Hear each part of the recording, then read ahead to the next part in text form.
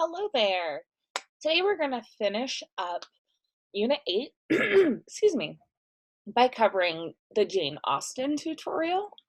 So our learning target today is to understand and analyze the literary themes and techniques of her novel, Pride and Prejudice. If you have not gone through the tutorial, you need to stop this video right now and make sure that you review it. I will do my best to walk you through a lot of this stuff in the lesson activities like always, but you need to review the tutorial to be able to pass the mastery test and the post-test for the unit. I will be putting a study guide along with the video for you in Google Classroom. So we're only looking at one lesson activity today, but it does cover Pride and Prejudice pretty heavily. So we're going to be looking at the role of women and what Jane Austen makes a statement of, themes, sarcasm, and then some words that you're going to need to choose. And then we're going to look at some stuff regarding Jane Austen's diction or her word choice. So just to get us started, I'm going to show you a summary of the whole story just so you have an idea of what's going on with it, and then we'll go through the questions. So I am going to play this chapters 1 through 12 play. It's not too long, but we need all of this information to really be able to talk about everything.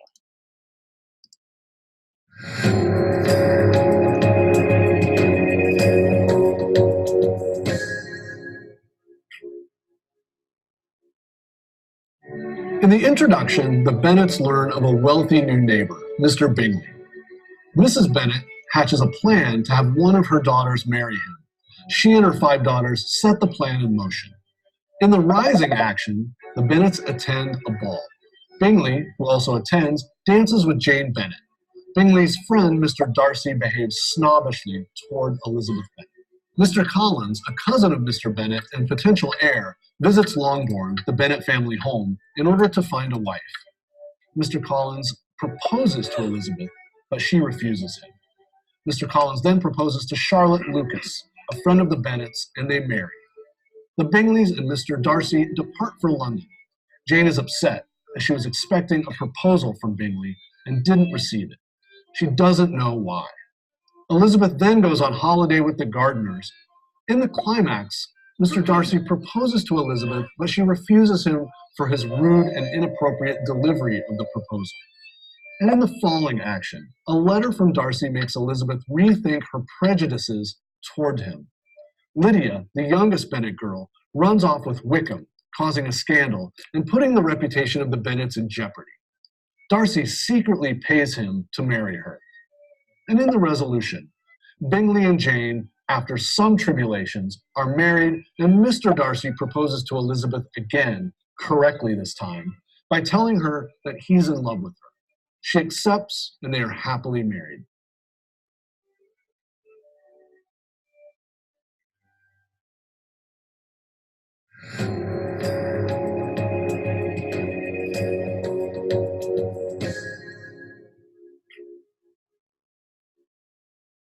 Jane Austen wrote Pride and Prejudice in England's Georgian era. She revised the novel during the Regency era, which began in 1811. During the Regency era, the English were worried that Napoleon Bonaparte might try to cross the English Channel. As a result, militias formed around the country. The temporary posting of the militia in Meryton, the town where much of Pride and Prejudice takes place, reflects this concern about invasion. The Regency era also marked the beginning of the Industrial Revolution. The ensuing trade and manufacturing opportunities allowed some individuals to accumulate massive wealth. This brought sweeping changes to England's economy and society. The plot of Pride and Prejudice follows women of the gentry in search of a husband. In order to understand Austen's interpretation of the time period, it's important to understand the different social contexts the novel plays on. In Austen's England, the social hierarchy can be likened to a 5-level pyramid.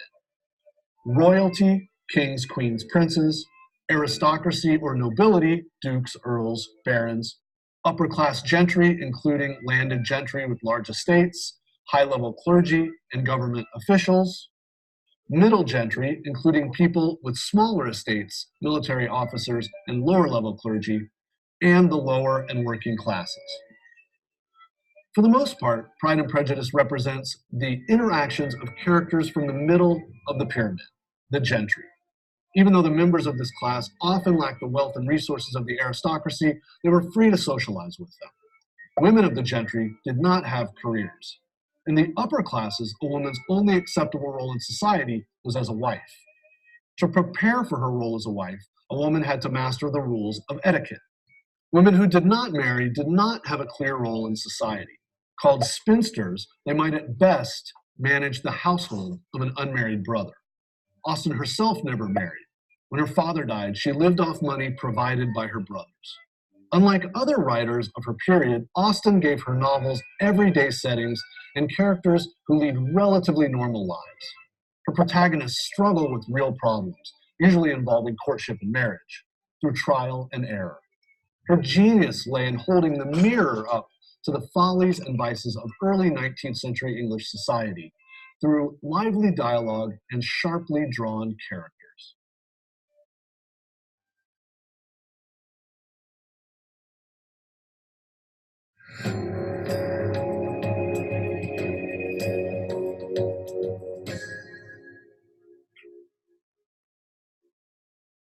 Chapter 1 of Pride and Prejudice opens with one of the most quoted lines in English literature. It is a truth universally acknowledged that a single man in possession of a good fortune must be in want of a wife. Okay, so I want to stop and talk about this because it is a really big part, like when we're thinking about that first question. Let's go back and look at this real fast. So women of her era and their options in life. So is it like basically and something that you saw in that context video really is just this idea that women needed a man, and all a man is really looking for is a good woman, and so without that, women had nothing in this society, especially like in this class, in this gentry class. um so it's just so important for women, and they didn't have a lot of options outside of being a wife. So this is really important. And then the quote goes on, and sorry, I don't know if he's going to start talking about this, but I have it noted down here. However little known the feelings or views of such a man may be on his first entering a neighborhood, this truth is so well fixed in the minds of the surrounding families that he is considered the rightful property of some one or other of their daughters. So basically, like, oh, a single man has come into the neighborhood. Well, one of my daughters is going to marry him. And that's sort of where women's options in society really were. You'll get a lot more information about that from the tutorial. The chapter then introduces the Bennet family of Longbourn, which includes Mr. and Mrs. Bennet and their 5 daughters, Jane, Elizabeth, Mary, Kitty, and Lydia. Mrs. Bennet announces that the wealthy Charles Bingley has moved into the neighborhood to the grand estate of Netherfield Park. Because Mr. Bingley is unmarried, Mrs. Bennet asks her husband to call on Mr. Bingley so that their daughters can be properly introduced to the eligible bachelor. With her opening line, Austen identifies the impetus for many of the events to come. Through the dialogue that follows, readers are introduced to Mr. and Mrs. Bennet. While Mrs. Bennet is driven to get her daughters married, Mr. Bennet is a more nuanced character. Austen emphasizes that it is his humor, reserve, and caprice that have served him in his dealing with his less intelligent wife.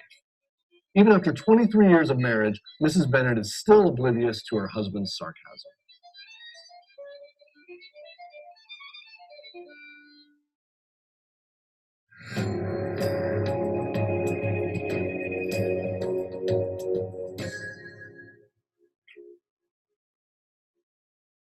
In Chapter 2 of Pride and Prejudice, Mr. Bennet teases the family before ultimately revealing he already called on Mr. Bingley.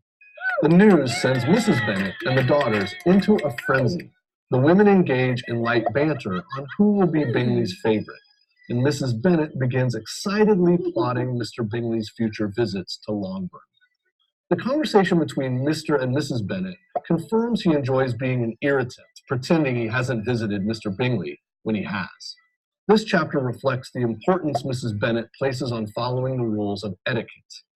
Now that Mr. Bennet has met Mr. Bingley, the daughters are one step closer to an introduction, a key step in Mrs. Bennet's plan to marry one of her daughters to him.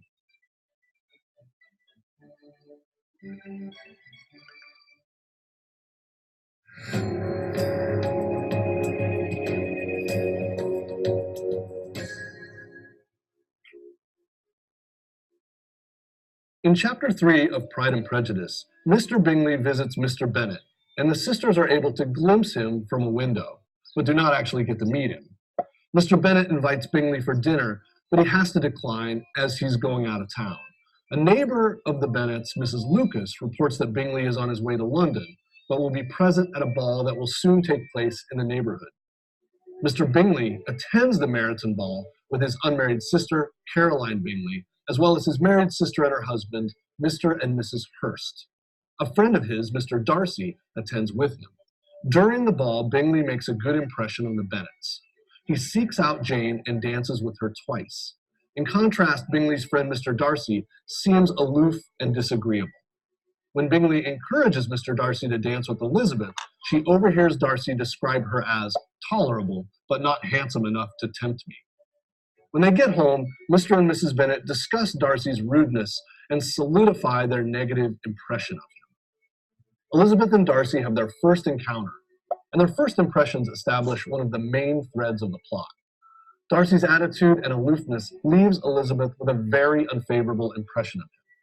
In contrast, Charles Bingley and Jane Bennet's first encounter is much more pleasant. As the plot unfolds, they'll have misunderstandings paralleling Elizabeth and Darcy.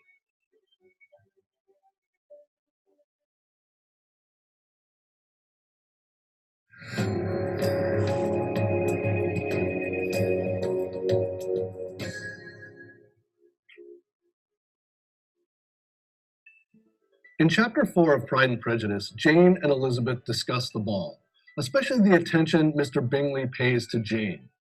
Elizabeth points out how she and her sister are different in temperament. We learn that Jane is more accepting, which blinds her to people's faults. Elizabeth, on the other hand, is less accepting and doesn't hesitate to express her opinions. Simultaneously, Mr. Bingley, his sisters, and Mr. Darcy discuss the ball. Mr. Bingley found the women who attended lovely and charming, especially Jane Bennet. Mr. Darcy found little beauty or fashion among the attendees. They all agree that Jane is very pretty and perhaps worth knowing. The aftermath of the Meryton ball provides character insights. Elizabeth considers herself less kind and generous than her sister. She teasingly accuses Jane of being oblivious to others' flaws. Ironically, criticism of obliviousness will later apply to Elizabeth as impressions evolve. Elizabeth's reflections on the Bingley sisters illustrate attitudes on class. The Bingleys being newly rich makes them less respected by landed gentry. Austen emphasizes that this makes their snobbery more pronounced and irritating.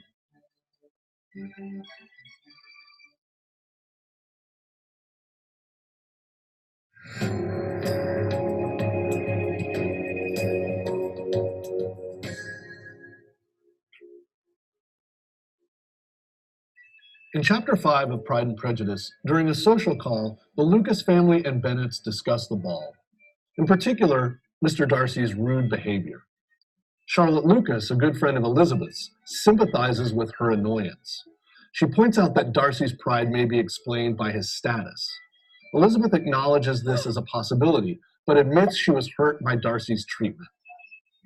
Throughout the novel, Charlotte Lucas will represent a realist's point of view on women, men, and class. Later, we'll see her capitulating to a marriage of security that reflects her acceptance of the social structure.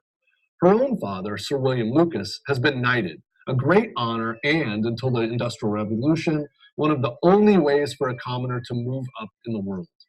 Austen paints Sir William Lucas as vain about his knighthood, though her ridicule is mild.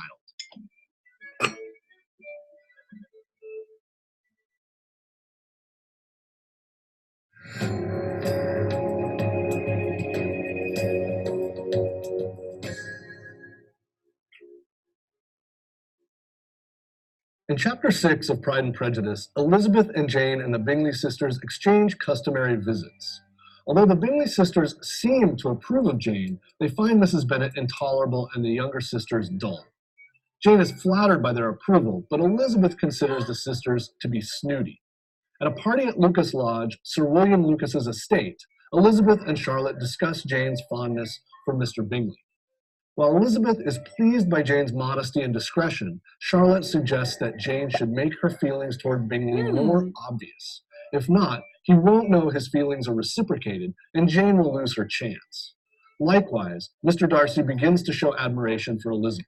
Although she does make an effort to speak with him at the party, she later refuses his offer to dance, dismissing him as all politeness. Darcy admits to Caroline Bingley that he finds Elizabeth attractive. Caroline teases him about what that marriage would entail, Mrs. Bennet as his mother-in-law. Charlotte and Elizabeth's conversation highlights the fine line women of the day had to walk. They must be discreet in courtship while also communicating their attraction. Charlotte is the voice of practicality and is worried Jane will lose her chance if she's not more forthcoming in showing her affections. This foreshadows a future conflict for Jane. Elizabeth's refusal to dance with Darcy shows her self-control and her wit. Caroline persists in denigrating the Bennets, probably because she's interested in the eligible Darcy.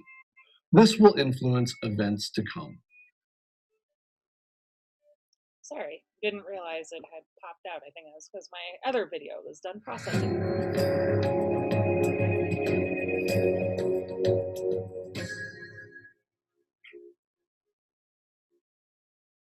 Chapter 7 of Pride and Prejudice opens with details about Bennet family finances, including the entail of the estate to a male Bennet heir, preventing any of the Bennet's daughters from inheriting it. News comes from the nearby town of Meryton of the arrival of the militia, which excites the younger Bennet sisters. Jane is invited to visit the Bingleys' home in Netherfield. Mrs. Bennet sends Jane on horseback rather than in a carriage. Her ulterior motive is to ensure that if the weather turned bad, Jane will have to stay longer. Then the Bennets receive a letter saying that Jane is ill. Elizabeth becomes worried and goes to Netherfield to check on her. The 3-mile trek results in her arriving with muddy skirts. The Bingley sisters, although polite, disapprove of her appearance. However, Darcy is struck by her bright complexion, the result of her vigorous walk. Elizabeth finds Jane to be quite ill and decides to stay to take care of her. Details about Mrs. Bennet's family paint a fuller picture of the Bennet's status in society. Mr. Bennet is a member of the landed gentry, though not a very wealthy one. Mrs. Bennet's family, in comparison, is respectable, but not landed gentry. This fuels Caroline Bingley's disapproval of her. Ironically, the Bingleys themselves are not landed gentry either. The arrival of the militia reflects the novel's setting when England feared French invasion. These concerns are far from the minds of the young Bennet daughters, whose only concern is the supply of young men in town. This chapter reveals the lengths to which Mrs. Bennet will go to ensure her daughter's marriage.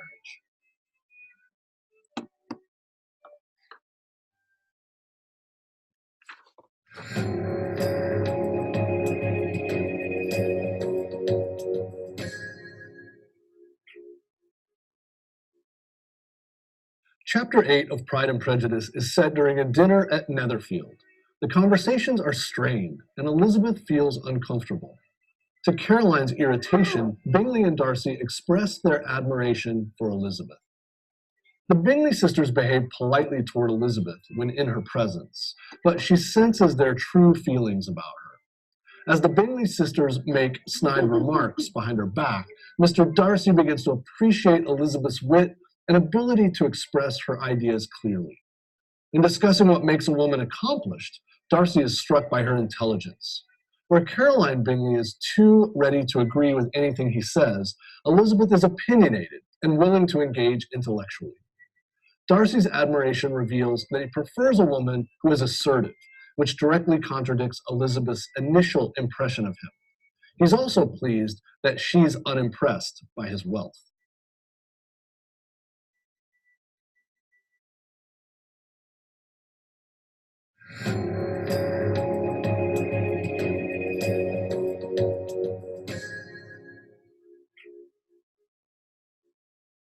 In Chapter 9 of Pride and Prejudice, Jane's health does not improve, so Mrs. Bennet decides to check on her with the younger daughters.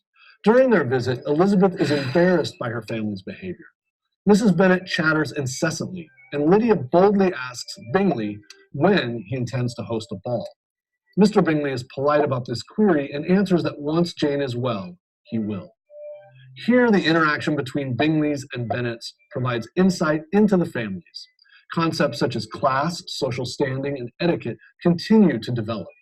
Elizabeth converses with Darcy as an intellectual equal, but Mrs. Bennet overdoes it with strong opinions as well as her efforts to promote Jane over Charlotte. Even though Elizabeth is embarrassed by her family's behavior, Caroline Bingley does herself no favors in revealing her snobbishness. These developments allow Darcy to see Elizabeth more clearly. Caroline's harping on her own status and disdain for others puts Elizabeth's intelligence and grace into focus.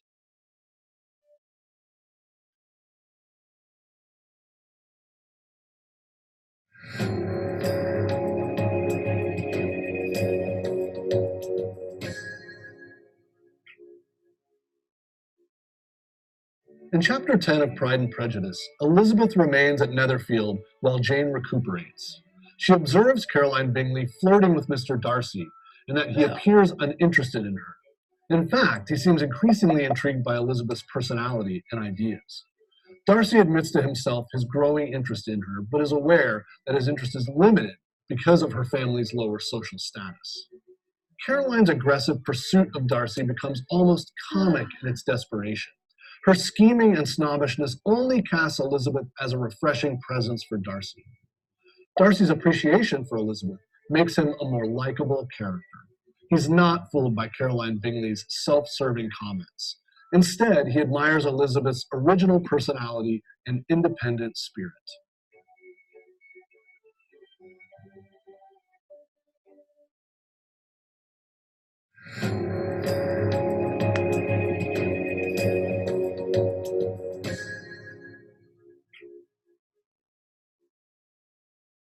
In Chapter 11 of Pride and Prejudice, Jane's health begins to improve, and she's able to join the others downstairs. Bingley seeks out her attention. Caroline asks Elizabeth to walk up and down the room with her to get Mr. Darcy's attention.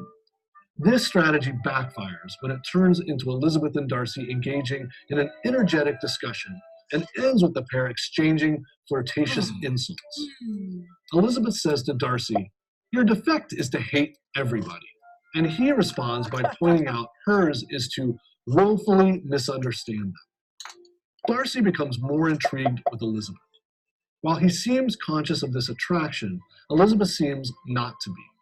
A telling line of dialogue occurs when Darcy says, "My good opinion once lost is lost forever," a self-assessment that will be put to the test in future chapters.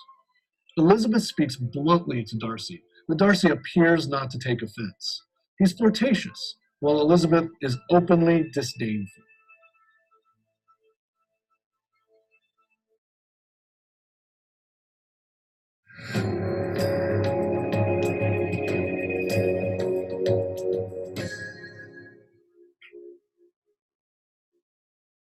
In Chapter 12 of Pride and Prejudice, Jane and Elizabeth are ready to return to Longbourn. However, Mrs. Bennet is not exactly thrilled Jane's stay is coming to an end. She tells them there's no carriage available for their return. The Bennet sisters are forced to take the Bingley carriage home. On the day of their departure, Darcy treats Elizabeth coldly in order to discourage any warm feelings she may have for him. When Jane and Elizabeth reach home, Mrs. Bennet is not happy to have them back. Mr. Bennet, however, is relieved to have them return for the sake of interesting conversation, since all the younger sisters chatter about are the regiment officers encamped nearby. After 5 days of staying at Netherfield, the Bennet sisters are ready to leave. Bingley's sisters are ready to have these sisters, their superiors in manners and inferiors in wealth, gone. Caroline is happy to see Elizabeth parted from Mr. Darcy. Only Mr. Bingley and Mrs. Bennet are disappointed because Jane is leaving Netherfield. For his part, Darcy is becoming concerned about his growing attraction to Elizabeth.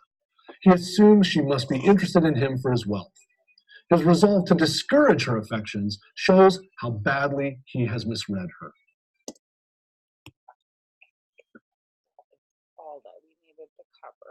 it's just the first one. Yeah.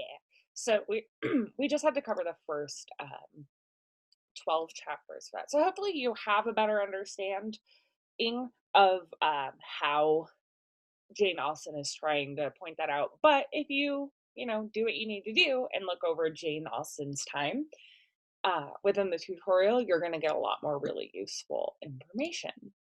Okay, so hopefully that will help. Okay, so I am going to show another video that just covers themes because it talks about one of the other themes. So part B is asking what theme other than, so aside from class, marriage, Pride and Prejudice, did you notice throughout that?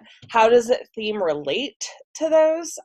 Again, you're going to need to go through the lesson because it's going to talk a lot about it. When you go through this Pride and Prejudice part, it's going to talk a lot about the themes.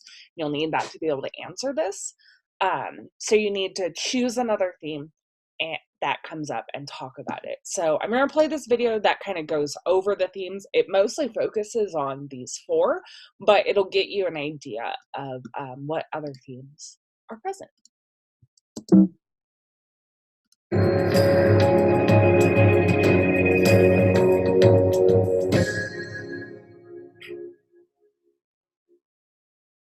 Let's review the themes of Pride and Prejudice, starting with social class. Pride and Prejudice centers around the role of social class and status in romantic life. People know their place in society. Noble and wealthy families were uninclined to marry below themselves. Since, in the upper classes, the primary reasons for marriage were status, wealth, and land, love is pitted against marriage. Therefore, social circles are distinguished by old and new money, inclusion in the gentry, and aristocratic status. In the end, Darcy and Elizabeth must overcome social class by disobeying the wish of Lady Catherine that Darcy not marry below him. The importance of reputation, especially a woman's reputation, is woven through the novel. For instance, Elizabeth's walk through the rain to see her sister is not understood as caring and noble, but rather unladylike. Another example is Lydia and Wickham's scandalous elopement, which potentially would have prevented the other Bennet sisters from finding suitable husbands. Mr. Collins writes to recommend that they disown Lydia and consider her dead. This illustrates how Lydia's actions might prevent Elizabeth's ability to marry someone like Darcy. Just real fast, that whole thing with Lydia and the officers, that happens like later on in the book. But you kind of get the idea, like with Elizabeth and whatever regarding reputation when she goes to visit Jane and she's ill. Love versus marriage. At the center of Pride and Prejudice is the love story between Elizabeth and Darcy. However, Austen makes it clear this is not love at first sight. Instead, it shows the complexity of marital arrangement in a time when status and wealth played a more significant role. Many of the couples in the novel marry for practical purposes: Charlotte and Mr. Collins, the Bennets, and even Lydia and Wickham. By the end of the novel, only 3 couples marry for love: Elizabeth and Darcy, Jane and Bingley, and the Gardiners. Austen uses these 3 couples to illustrate what honest relationships look like. In the case of Elizabeth and Darcy, their first impressions or prejudices were negative. These prejudices act to build tension throughout the novel, ultimately leading to a happy ending. In this way, Austen emphasizes that the road to love is often littered with misunderstandings and complications, and does not occur on sight.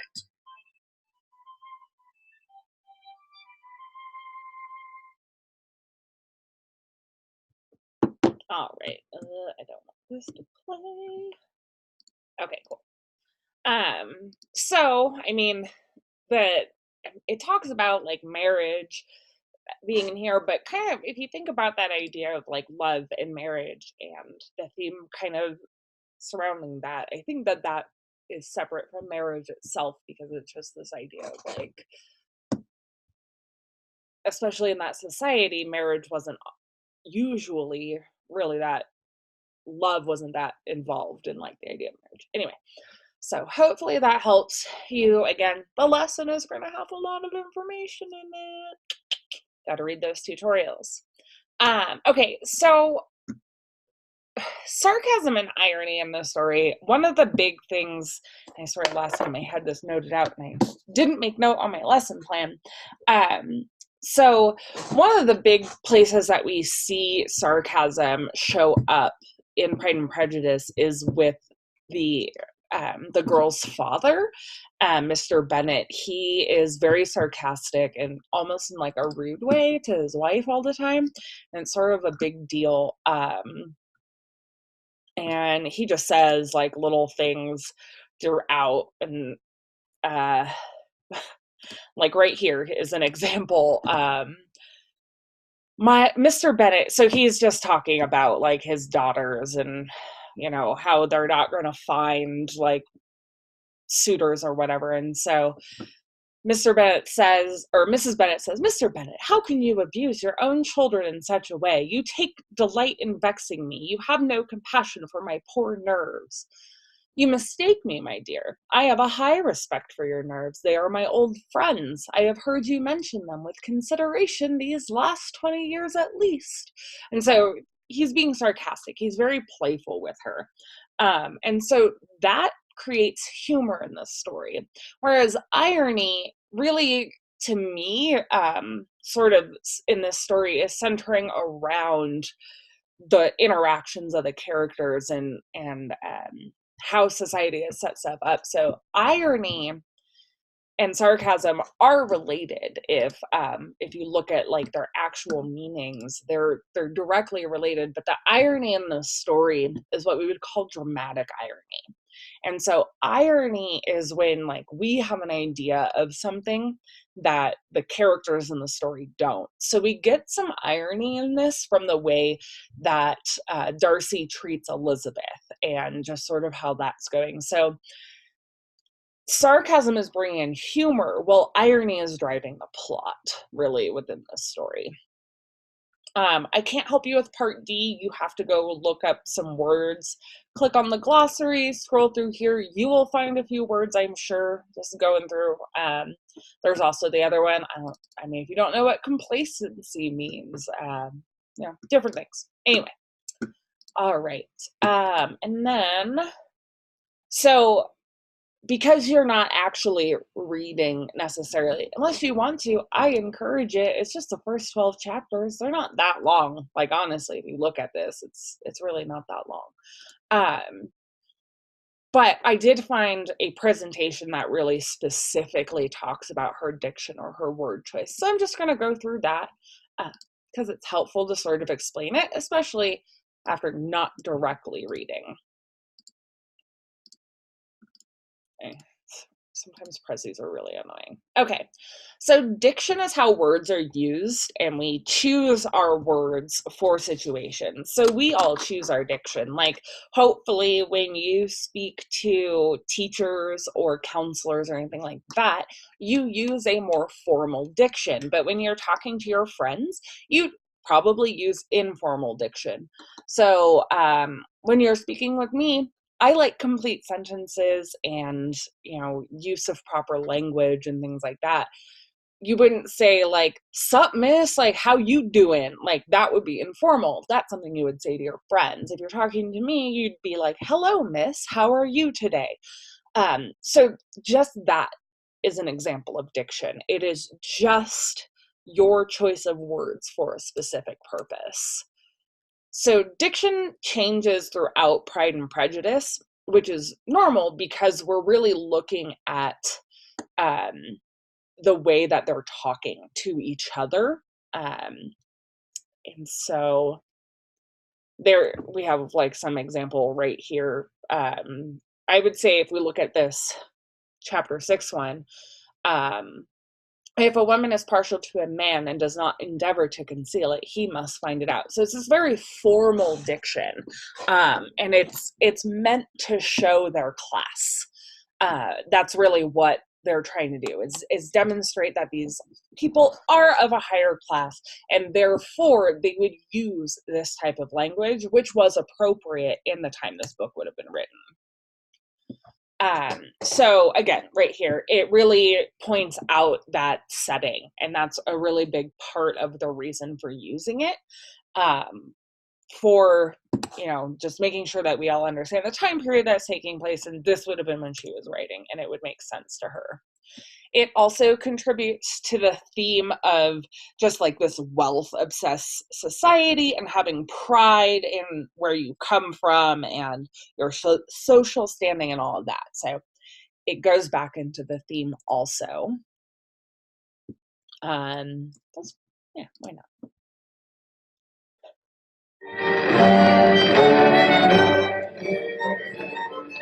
Do you consult your own feelings in this case or seek to gratify mine?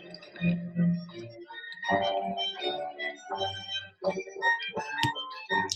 I feel this will be torturous to watch now. Yeah. Well, now I don't know. That was the end of it because it skips over this whole style. Yep, I guess that was the end. Okay, cool. So yeah, how does it understand your comprehension? Like, clearly the way that Austen is writing is in a language that is different from the language we generally use today. So how does her use of that formal language affect your ability to understand the text? And aside from just understanding it, your grasp, like your overall view of the text, does it change? Like if you read the same exact story written in modern language, think about how you might understand it differently versus how it goes being written in this Victorian-esque Georgian era English from England. So hopefully this has helped you understand Pride and Prejudice, and you'll be able to tackle the lesson activity, and you've met our learning target for this one of being able to understand her life by reading her tutorial, by understanding the themes and techniques that she used to craft the novel Pride and Prejudice.